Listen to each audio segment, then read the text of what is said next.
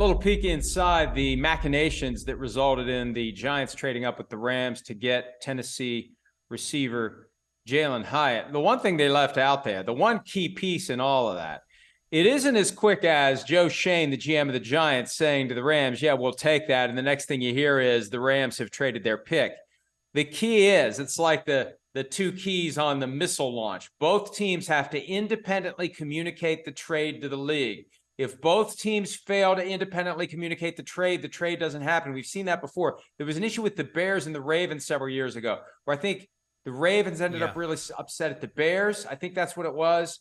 But if you don't get both phone calls through, Peter, the trade doesn't happen.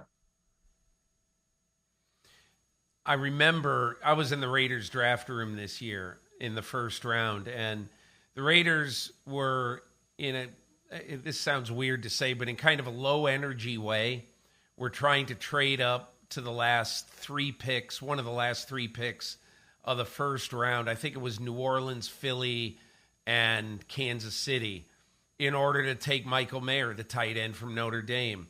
And the reason that it was low energy is that they knew it was going to take a significant pick to move up to late in the first round to get their guy.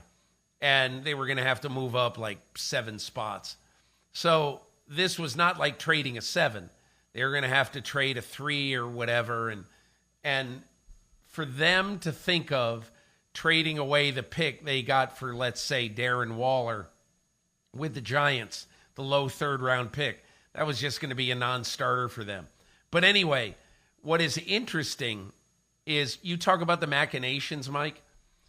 The Las Vegas Raiders have a board in the back of their draft room, and whenever a team calls, the offer that the team has made is put up, and then the alternatives immediately are put up. These are things that have been done beforehand, that have all been figured out beforehand. Okay, these are the counters that we should make that would be advantageous to us.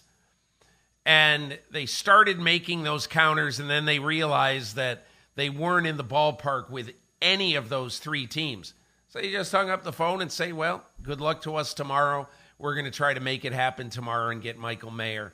They ended up doing it. I think they moved up 3 spots with Indianapolis, and they ended up getting him. But a lot of times, teams are more desperate than that. So at the last minute, they'll say, we're only going to offer a 4. And then the trading team would say, it's going to take your 3 to get this done.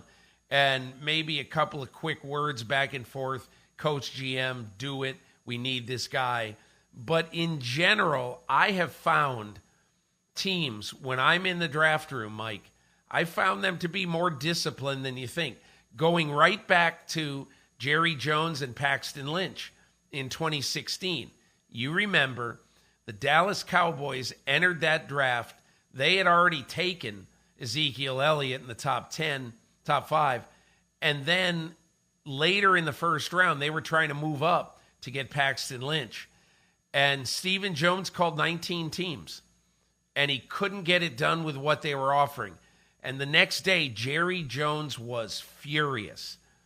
But because they didn't get him. And he made this point to me that every deal I've ever made in my life that I have really loved years later, that I've really benefited from, I've paid too much. Just like the Dallas Cowboys. But in retrospect, that is the reason why in Dallas, for instance, there are guardrails in place. The personnel staff, Stephen Jones, there are guardrails in place to stop Jerry from doing something that 3 days before the draft he never would have done, but he gets excited and he wants his guy. And I think that has served the Cowboys well in the last few drafts. Hi, it's Mike Florio. Thanks for watching PFT on YouTube. Hit subscribe for the latest news and analysis from Pro Football Talk.